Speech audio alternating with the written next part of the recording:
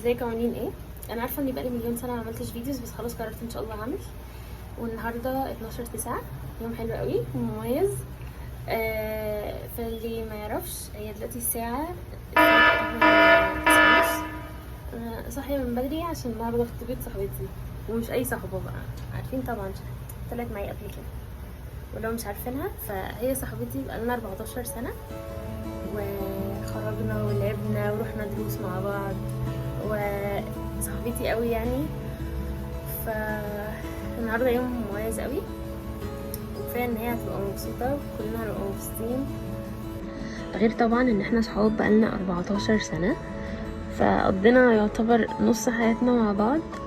كنا بنعمل عروض في المدرسه، وبنعمل حاجات غريبه ومشاكل وكل حاجه. ماشي، انا هنزل كده طبعا زي ما انتم شايفين، عشان خاطر بحاول اعمل شعري ويفي من غير ما اعمل فيه حراره. فهنزل كده الشارع، بس هلبس كاب في الاغلب عشان هعمل كانها فورمه او حركه يعني. وايه تاني، وهروح عند صاحبتي التانية. هي بقى ايه صاحبتي التانية دي؟ ميك اب ارتست ونيل ارتست، فهي بقى هتظبطني. فاحنا هروح لها بقى ونتفرج واوريكم كل حاجه. طبعا اوريكم اليوم كله من اول لاخره، وهاخد بقى معايا الدرس بتاعي وكل حاجه وهروح لها. ولو الفيديو عجبكم متنسوش تعملوا لايك. طبعا نزلت على الانستجرام ستوري عشان تخمنوا لون الفستان، وهسيب لكم اللينك بتاعه في الديسكريبشن بوكس. وبدات رحلتي الساعه 10. نزلت من البيت طبعا عشان نروح لشهد صاحبتي اللي هتعمل لي الميك اب وكل حاجه. وبدانا بقى بضوافري، حرفيا كنا متاخرين جدا. عملنا الميك اب والضوافر وكل حاجه في ساعه ونص بس. وطبعا كان لازم اعمل فيديو تيك توك، فعملته وحطيته لكم هنا عشان تشوفوه. انا اتخيل ان في اغنيه عشان خاطر ما اخدش كوبي رايت. واخيرا نزلنا وكنا متاخرين قوي، وهسيبكم بقى تتفرجوا على الفيديو كله.